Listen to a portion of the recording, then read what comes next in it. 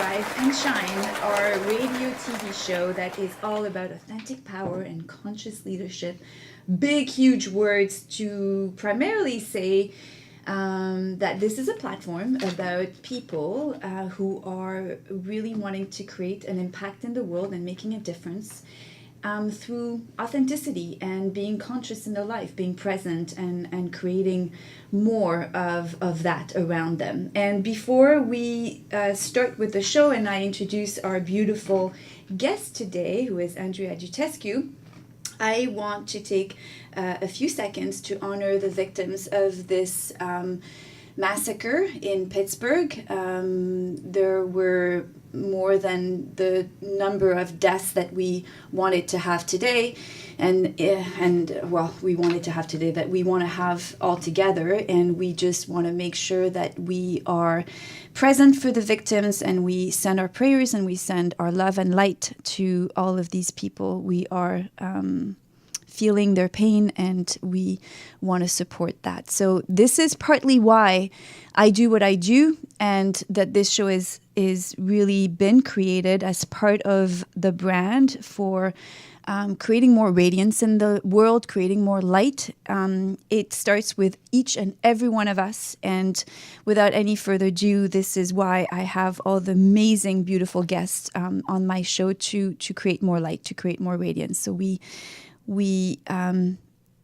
contribute to the world in that way. So today we have Andreea Dutescu, and I am going to read you her quick bio, because instead of using a couple of words to describe her, I just don't have the couple of words. I want to have all of this because it's not that long, but it's perfect. So Andreea is an entrepreneur, an author, and a speaker. She has a Ph.D.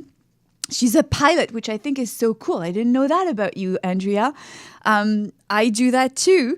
And she's an art lover, world traveler with a passion for life. She's the CEO of SPARKX5, an AI, is it AI or AL? AI. AI, okay, AI-based well-being technology company who is on a mission to amplify the vitality of over 500,000 people globally by 2030. She's also the author of Successonality. That's a full mouth. Successonality, the 10 secrets to a success-focused personality. Her upcoming book, Perspective, Life, and Leadership Lessons to Allow You to Thrive, explores the journey into human fulfillment and well-being. She's also the founder of Vitality Pledge, a global movement that fosters the creation of corporate cultures where employees can thrive and business can flourish. So do you notice that we have the word thrive as a common denominator here? It's pretty obvious. So without any further ado, this is Andreea, amazing guest on my show today. Yay! Welcome. Thank you so much. It's a pleasure to be here with you. Yes, thank you for joining us. I love the fact that we have this word in common, and so much. And so, Andreea, we were connected recently, as of course, serendipity would have it. And again, and I say again because it's happened so many times recently for me to enjoy the deliciousness of synchronicity and these serendipitous encounters. When we spoke, we were just like, oh my God, like, first of all, you're from Montreal, you're in Montreal right now, you are from Montreal as well, and yet we didn't know each other then, but we are brought together on this common platform of consciousness and just wanting to thrive and helping people to thrive. So we instantly connected, and I know we're going to do more together than this show, but tell us a little bit more about you and how you got to this point in your life. Sure, with pleasure. I started my journey in the corporate world, and while I was in an executive role among the only women within the team, I actually had our first daughter, and during that time, it completely turned my life around. she was such a source of joy and inspiration for me that I actually decided to write a book for her. And Oh, that's so cute. Yes, and my intention was actually to share the book with her when she was going to be 16, 17, 18.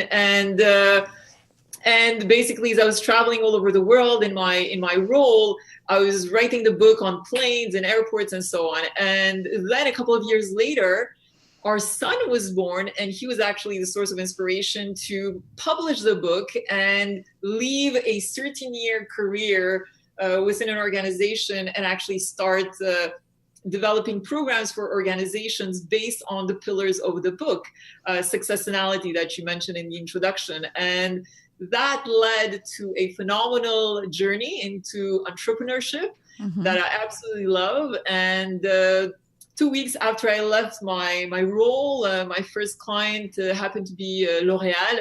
And I was tremendously blessed to have this great client that actually brought me in and implemented the program I had developed on their 2-day onboarding program. So all new recruits basically were going through my half-day program. And that was basically the beginning of a beautiful journey that has led me to evolve the offering and the solutions that we've been offering to various corporations globally. And I've basically evolved to a point right now where I'm writing my third book.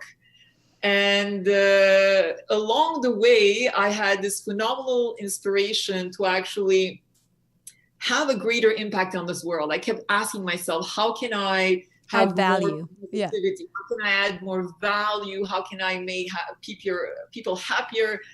And I actually decided to venture myself into technology. And this is the new journey that I'm in.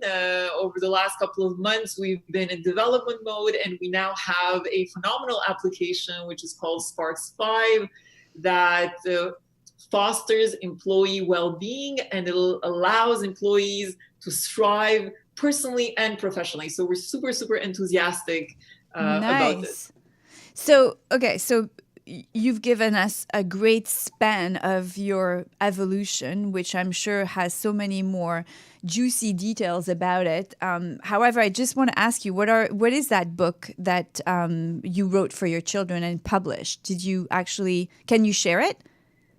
Yes, it's called Successonality. Oh, that's the one. I'm so sorry. Of course. Okay.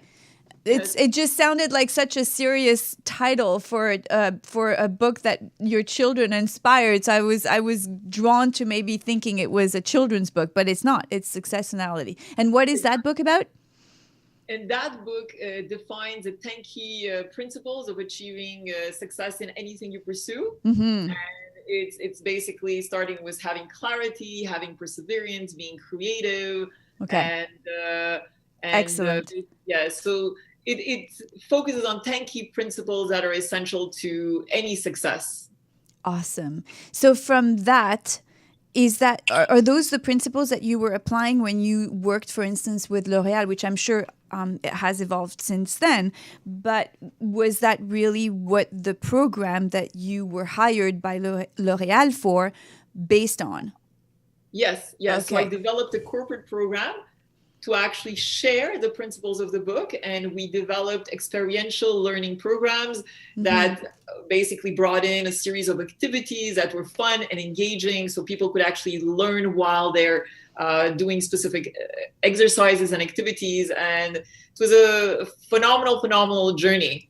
That's amazing. So your work today through technology, it sounds like you're using technology as a means to spread that even more. Is that my understanding?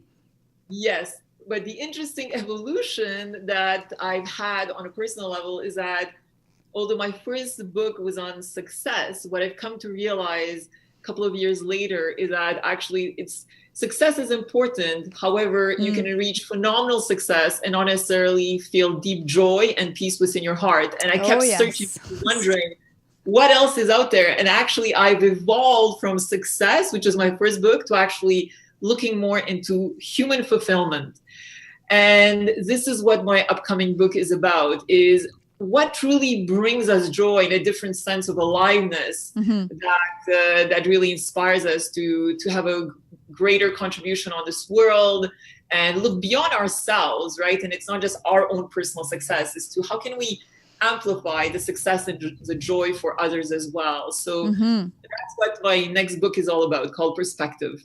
And so, of course, this show and my work is all about that, right? So we're basically a melting pot for the art of fulfillment, because in fact, it's your story, it's my story, it's the story of the women and men so far that I've interviewed on this show and are in my life, who really want to detangle themselves from the corporate world, which has nothing particularly wrong about it, except for the way that sometimes it tends to condition us to be a certain way or do certain things that are not aligned with who we really are. And the key is really to find out what and who we are all about, because we're all unique, and yet the common denominator between you and me and this show and all the guests on this show is really the fact that we decide consciously to step out of the box and create more joy and fulfillment in our life, that is definitely including some achievement or outer success or financial success, but that our joy and our life and our happiness does not depend solely on that external validation of success in life, right? So what did you find out? And I'm sure you don't perhaps want to reveal all the secrets of this book because it's about to come out, or maybe you can give us a little bit of an idea of what did you find today that is so different than your principles of success then, that can maybe give us a little bit of a preview and a way to salivate for your upcoming book. I love that word. With pleasure, yes. Yeah. There's essentially 5 key pillars that, based on the research that I've been doing over the last couple of years, I believe are essential to fulfillment. Right. And it all starts with having a clear purpose. And this is no longer about looking, as I said, as to what am I giving and creating for myself. It's really, how am I serving others? How can I be an inspiration to others? How can I basically contribute to my community, to my team, to my family in new ways that makes them happier and lead happier lives? Life is about giving. Exactly. And articulating very clearly as to what we actually want to give back and how do we want to be at service to others. Right. Create that impact that matters to us. Absolutely. Second, it's about the career. It's really about how do we leverage those strengths that we each have that make us come alive. And it's been proven, the more you use your strengths, the happier you're going to be in your day, because you're really able to propel yourself to a level of productivity that can be absolutely unbelievable. Exactly. Yeah. I totally relate to that, of course. Great. And third, it's about relationships. And this is personal relationships and professional relationships. There is a study that was done by Harvard over 70 years that has proven the essential element to our lives that relationships have. We are social animals. Yes. And without being able to create strong social connections, we can actually kill ourselves. Yeah, we are wired. We are literally wired that way. Absolutely. Exactly. So the relationship component is essential. Of course, we have the health and the growth. And when we're talking about health, it's really mental, spiritual, physical. And the growth is about keeping that curiosity always in front of us, always having an interest in how we can grow, how we can help others grow, and so on. And never saying that I'm happy where I am today. It's really about how can I contribute even more to this world? What can I learn more to actually have a greater impact on this world? Mm-hmm.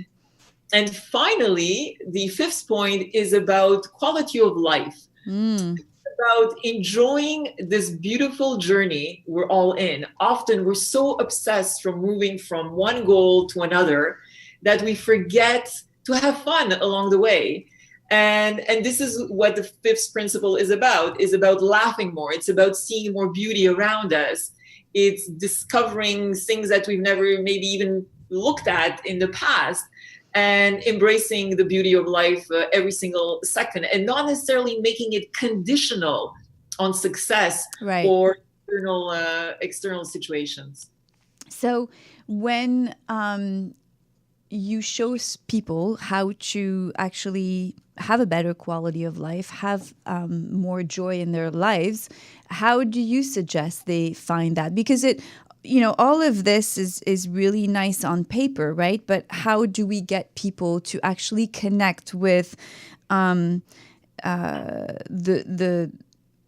connect even with the relationships on the relationship level? Let's say if we kind of dissect a little bit what you've shared, how we are definitely wired for connection. We know that, and we are essentially always seeking love in some way. We are seeking to be loved or to love, right? So how do you reconnect people with that principle of love in life, which really drives most of us? I mean, when we're feeling, let's say, not enough, is because we're also scared. We're scared we're not going to be loved. We're scared we're not going to be approved of and supported. And, so how do you suggest that people reconnect with their relationships and how it matters to them? Well, I think there's different ways and possibilities. I think, once again, we're back to how can we take away the conditions and the expectation that if you do this for me, I will be happy in this relationship. How can you actually focus things from a different perspective? How can I embrace who you are today and love unconditionally, essentially every piece of your personality and so on? It's really injecting a different flavor, I would say, into the relationship that looks at accepting individuals as they are and celebrating that. Because as soon as you look at someone with an explanation for them to potentially change something, whether it's a behavior trait or a physical trait, it means that they're inadequate to some extent, or there's something that you dislike. And that creates complexities, I would say, in allowing you to build a flourishing relationship. So if you're able to start from a point of inner acceptance and inner joy, basically, that also allows you to have that acceptance truly of what the other person brings to the table today, not rather how you'd like them to be in the future. Yeah. It's a different connection. So starting on the inside, of course, is always the key, and finding that point of non-judgment, which again sounds like a really great concept and is a practice for all of us, because we are human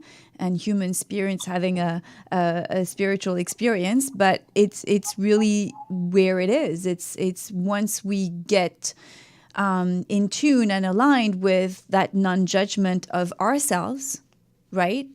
We can then get into that non-judgment of others. And conditions are really also very challenging, I find. The first time I was ever confronted to the concept of unconditional love, that was about 5 years ago, actually. That was with that first event I did with Tony Robbins. And I remember getting so pissed off. Like, I was so mad at the concept because it popped up in my life. It wasn't something we were particularly discussing at length in the event, but it just popped up for me. Unconditional love was making me mad. I remember fighting with my coach then, 5 years ago. It's not that long ago. And today you know, it's like that's the basis of my life, of my work, of who I've become through this transformation. It's so challenging. Well, as I said, it starts with accepting ourselves Right. and accepting that, yes, maybe the journey can in some cases be a bit longer than we would like, but as long as we have that commitment, Yes, exactly, persevering to continue building our inner strengths and our inner world, we will prevail. And it doesn't mean you will not have dark days, no. but at least the journey is going to be more enjoyable along the way. Yeah, and the dark days remind us of the great days, right? It's like that contrast that always reminds us to choose the light. And just like we were talking about at the beginning with this tragedy at the synagogue in Pittsburgh, in the way that I choose to show up in the world is that I really look at these terrible events as opportunities for me to show up with even more light and love, so that I somehow find a way to compensate and balance, the world out with my own little way and my own little contribution. So bad days are in fact, again, for us, a way to remember that we need to show up in a bigger way, right? So, and then the quality of life that you were mentioning, this joy that we choose to have in our life. How is the corporate world, when you teach this in a corporate environment, how is the corporate world reacting to these principles? Actually, the discussions I've been having to date have been phenomenal, because I think we're at a point right now where in organizations we're beginning to see tremendous challenges, and there's a lot of questions that are coming up in terms of how can I actually find solutions to some of the challenges linked to huge stress environments, cultures that are not necessarily very conducive to even personal or inner growth. Right. There's also many studies and many organizations that are struggling with very low engagement. In fact, Gallup has published many reports where typically you see that only 2 to 3 employees out of 10 actually are engaged at work. Imagine the rest, 7 to 8 employees are literally zombies on the job, which is very, very sad. And what we've noticed actually is that companies actually are embracing new possibilities, are eager to actually try pioneering solutions such as the one we've created, and are almost in some cases, as I said, have tested certain things which have not necessarily brought the results that they want. And the other reality that they're facing is that within the next couple of years, millennials will comprise 75% of the workforce. And yay to millennials. That's awesome. Oh, it's phenomenal. I mean, it is awesome, right? I mean, I know a lot of people around me who are of our generation are a little bit, I must say, a lot of people I see around me feel quite threatened by that. And I'm super excited. I have to say, I mean, my girls are millennials, and I am so connected to this generation. I think they're amazing. I think they're just freaking amazing. They're open. They want more. They don't want to make the same mistakes we made. I mean, they have their idiosyncrasies like we all do, but they're awesome. I totally agree. And actually, they've been a source of inspiration for us in terms of what we're doing, because they have actually turned the corporate world around. Yes, I love it. They're disruptors. They are. That's a phenomenal word. And that's what they've been doing. They've been disrupting the way corporations have operated. Yeah. And challenging, actually, organizations to think differently, to create what we call the future of work. And they're no longer saying, well, what am I giving to the organization? It's about, what is the company giving back to me in terms of helping me grow, in terms of helping me contribute to society and to charitable causes, because they have a very, very strong purpose. how is the company also helping me manage work-life balance or improve my health or my financial situation?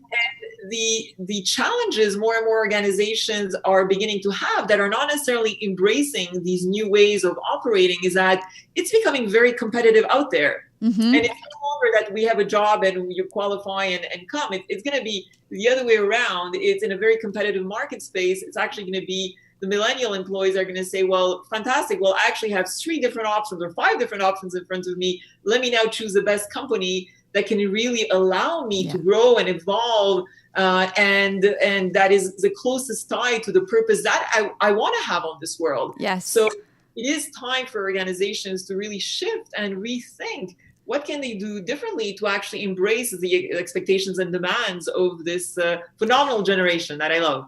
Me too. And I think what I love the most about them is that, yes, they're disruptors, and yes, they're forcing organizations to get out of that box and rethink about what really matters, because they're more driven by joy. They're more driven by what we've been seeking, painfully most of our lives. And here they are, boom, they appear, and they're like totally into living in a way that has purpose, joy, and fulfillment, when here we are, years older than them, trying to figure it out still. And of course, the corporate world is taking time to reinvent itself to cater to that generation.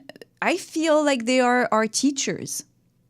I agree. They are our teachers. I mean, I tell my girls all the time, you are my teachers. And yes, I've taken the lead on a few things, but some of the leading that I've done was primarily inspired by who they are as my girls in my life, and how I choose to show up, for them, so that I keep them inspired, so that they are inspired for their lives. It's like it's a ripple effect, right? We create these little waves, and before we know it, it becomes like a tsunami of shift and transformation.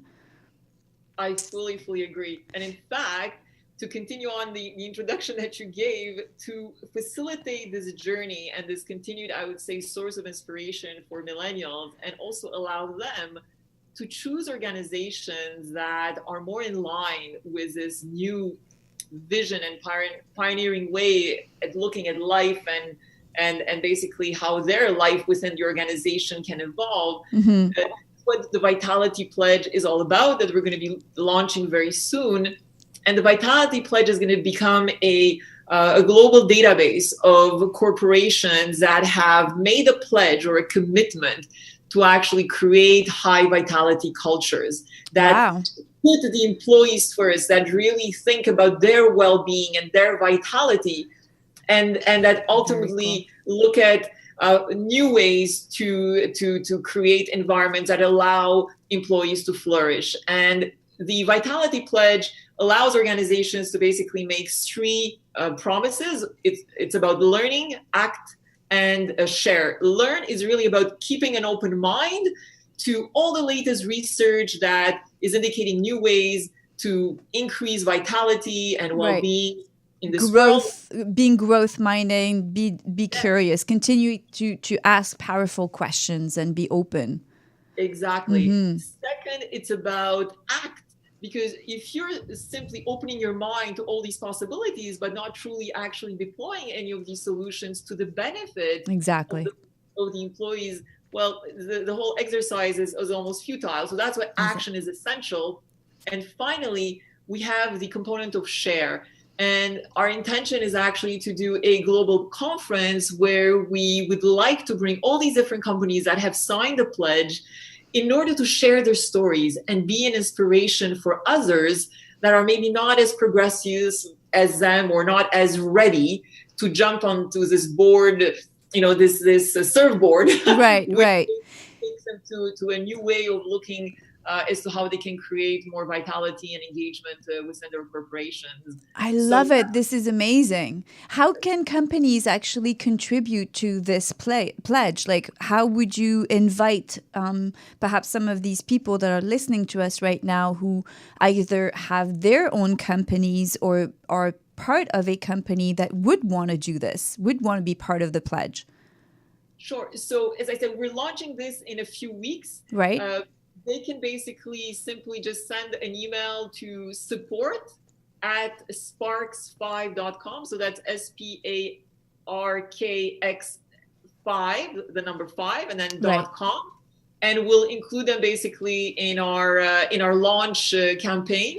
And we can basically also share with them the launch video, the website that we're going to have live, that will begin actually having these different logos of all the companies.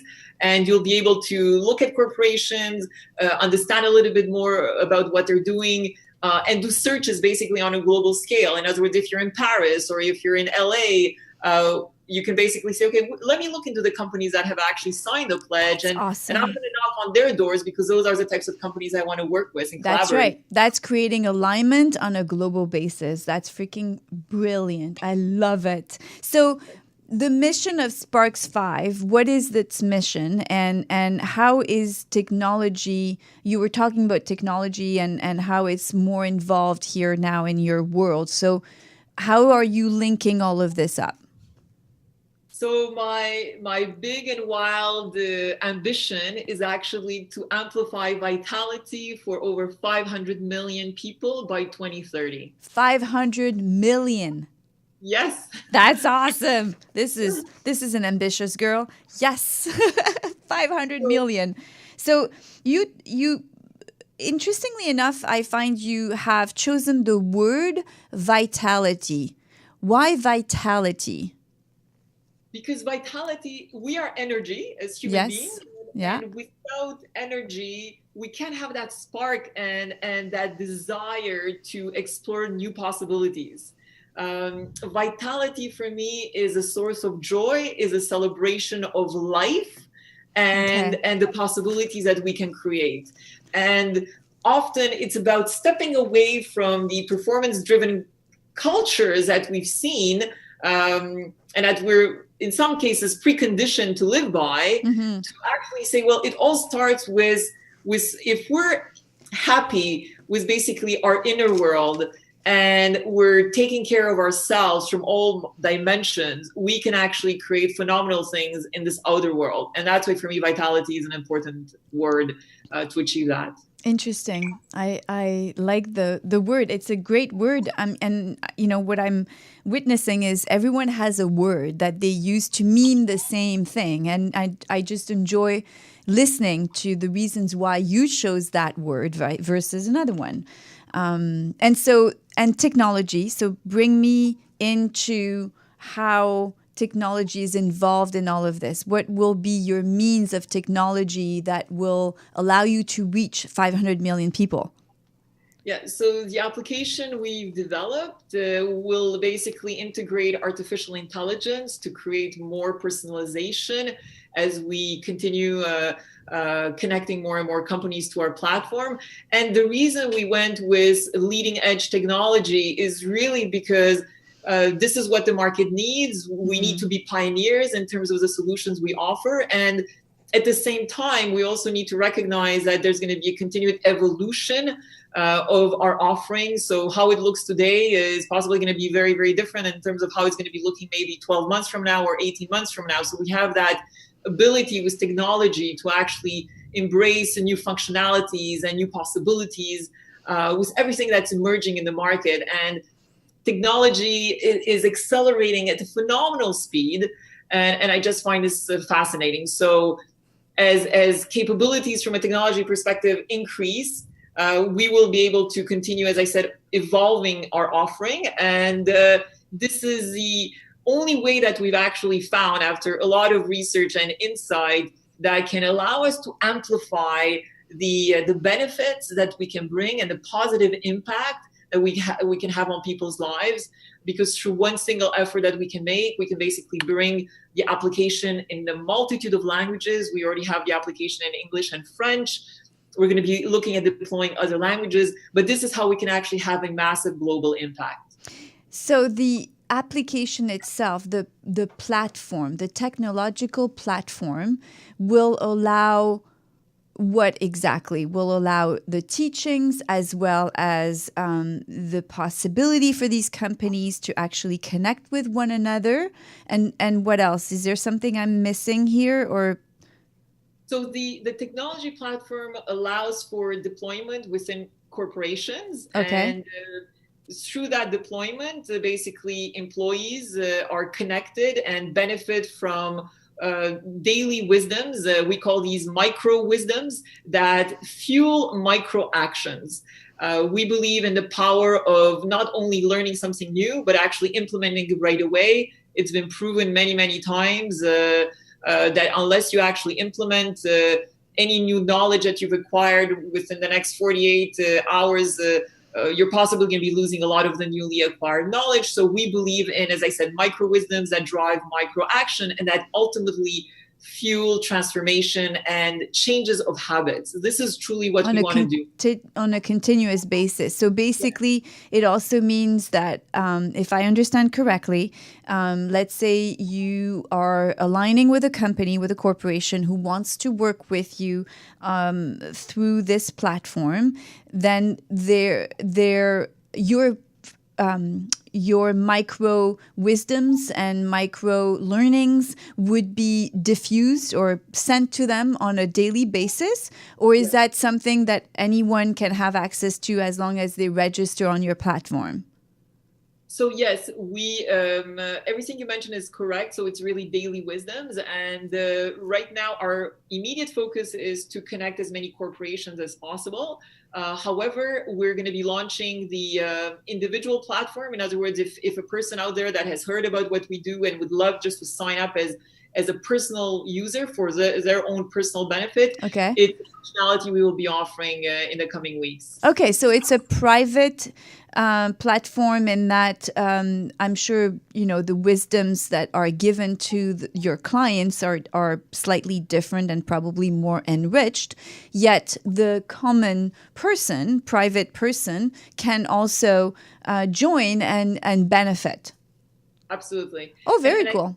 Yes, and what I want to highlight is that often, you see, the reason we've chosen the 5 pillars is that often, we could be pursuing our career and really staying focused on evolving within our career, but often what we do is that we do it at the detriment of our health or our relationships because we just spend so many hours there. And that's why the methodology that we've developed is intended to actually find that right balance, and hence the reasons through the daily wisdoms. It's about bringing continuity. It's about bringing repetition. So it's truly ingrained in ourselves that essentially it's through finding balance that we can actually reach greater joy rather than just exclusively focusing in one specific area to the detriment often of the others among the 5 pillars. There is no sacrifice needed here. Yes. It's all encompassing. It's all about abundance. And it's about enjoying all facets of our lives. I mean, there's so much to do in 24 hours a day, and so much joy we can derive from our work, from our relationships, from taking care of our minds, our hearts, and so on. That's awesome. I love this platform. I'm definitely joining. So you're going to be launching in not too long, right? What is the date? For the individual users, as I said. Okay. So it is already launched for the corporate users? Exactly, yes. So we're actually right now planning various sessions and deployments with various clients. So it's very, very exciting times for us. Excellent. So when people want to join this, so it's basically SPARKX5.com? Yes. Okay. Very easy. Excellent. And so as you are talking about balance and you are talking about enjoying so much in your life, and this I'm sure has been taking a lot of your time, how do you bring in every other part of your life today? What are still your challenges in your life as someone who is seeking greater harmony and greater fulfillment? So it's a fascinating journey. what we've created is a phenomenal reminder for me every single day that it's not about just teaching others how to live a better balanced life, but also embracing the same reality for myself. And I have 2 young kids, a husband, and we strive to really maximize the time and really focus more on the quality of time that we have together. And sometimes, yes, I have to travel. I have to be with clients. We're expanding the team phenomenally fast, and it's an exciting journey. But the most gratifying, I would say, in all this is that my youngest, who's 8 years old, my son, a couple of weeks ago, I mean, in the midst of the excitement and seeing me basically taking this to the next level, integrating technology, he said, you know, Mom, I think this is really fascinating, and I've decided I want to become the president of SPARKX5. Do you think it's possible? That's how old is he? He's 8. Oh my God. That is amazing. So what was your response? And I said, of course. I said, my God, this is a true honor for you to have such aspirations. But I said, we'll need to continue the education, and I'll continue giving you exposure and getting you involved and so on. But I said, by the time you're going to finish your schooling, you're going to be absolutely groomed to become a phenomenal president for SPARKX5. So that's amazing. I love it. I love it. That's right there. Also, we're seeing and witnessing the confidence level that our children have, right? They have a different confidence level that is being seen in the millennials. And I don't know what we're going to call the generation of your son, who is now 8, but I think, watch out, because as much as we're inspired by the millennials, as we were talking about, I feel like it's mind-boggling that this kid at 8 years old would come up with that. Yes, I know. So what are you doing? What are you feeding him? What are your secrets, Andreea? You need to share a little bit more, I think, than SPARKX5. I think it goes a bit beyond here. So what would be your secret? What would be, if you had to pick your number one secret that would reflect on the way that you like to parent and the way that you like to show up as a woman? So I guess it's 2 secrets, because the way that you would like to parent and the way you show up in the world as a woman.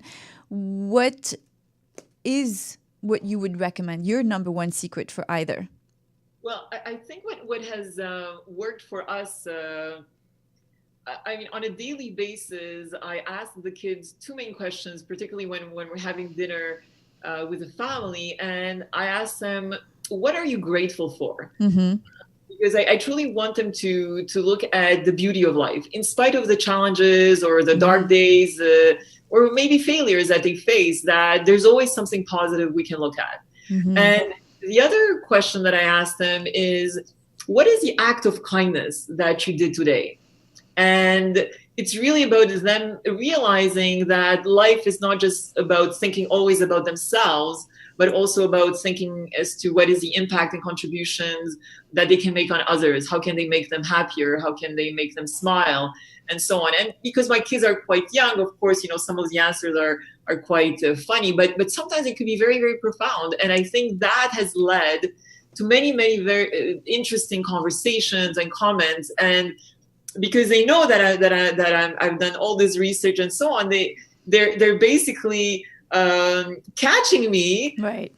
Even on certain statements that I've shared with them. And if I dare say impossible, for example, and I've already said impossible does not exist, or I tell them basically fear is a creation of your own mind.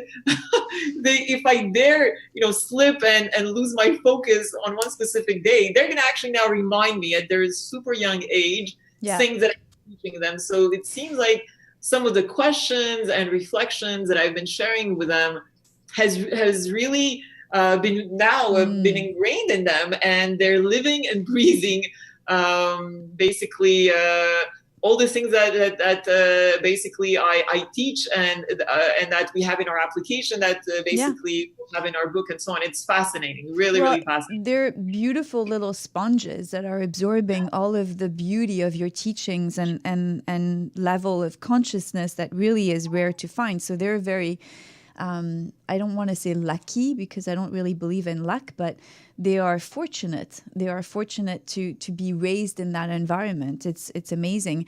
And I also think that, or I feel that for us as adults, one of our greatest challenges is to reconnect with that inner child. We seem to have, again, back to, being boxed and conditioned and allowing outside forces to shape us.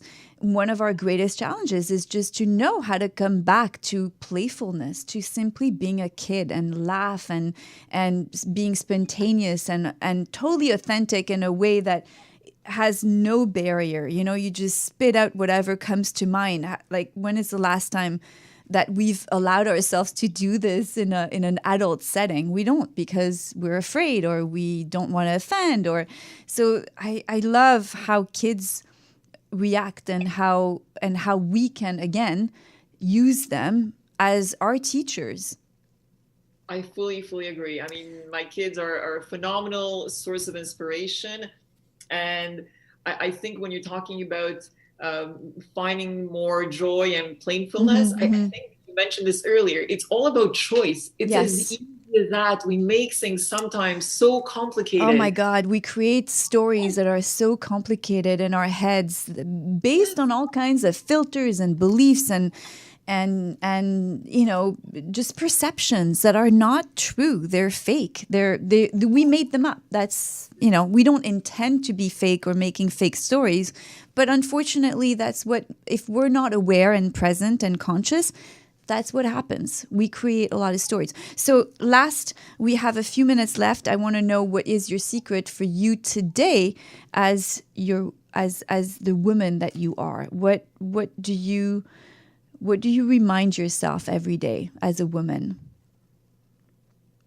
Every day I'm in this state of immense gratitude for everything that I've been able to evolve into, my way of being, and to be so blessed to have some beautiful people in my life that have encouraged and supported me along the way.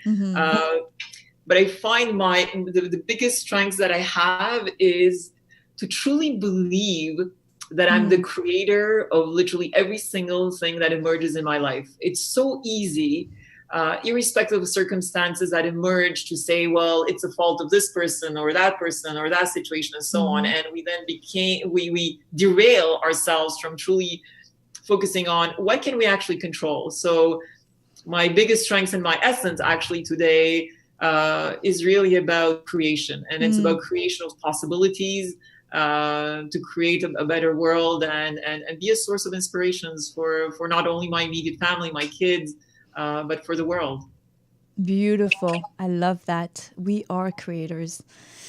And so how can people find your books? I mean, there is one that's already published. Where can that be purchased? When can we expect the second one? So the first book, Successonality, yes. If you go on Successonality.com, you can purchase it directly from there.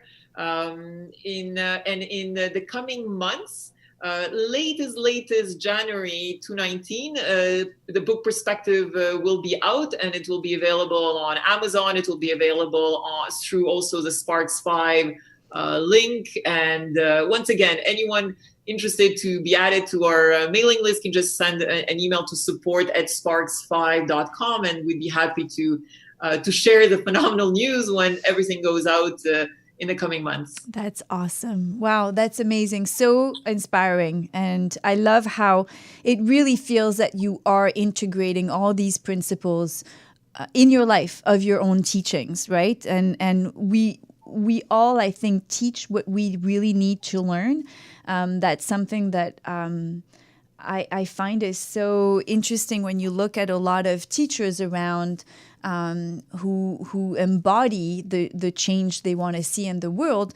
What they teach is really what they needed to learn in the first place, and we're all there. We're all just that. So thank you for sharing with such authenticity and candor your mission, your life, who you are as a woman. I'm so honored to have you on the show. So we are now saying goodbye.